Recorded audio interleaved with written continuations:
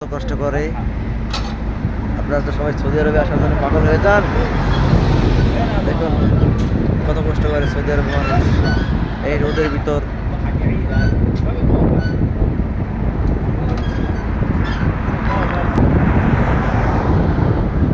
দেখুন কত কষ্ট করে, কি রিক্সের মধ্যে কাজ করে মোহাম্মদ দিদার।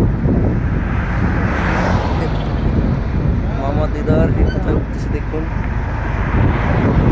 সে পরিবারের বড় ছেলে, একটা মাত্র ছেলে, এক বাপের এক ছেলে, তাও যদি সৌদি আরবে এসে যদি এইভাবে কষ্ট করতে হয়। দেখুন বিয়ে শাদী করছে, মাথায় চুল অর্ধেক কমে গেছে, তারপর সে কষ্ট করছেই, যুদ্ধে সে লেগে গেছেই।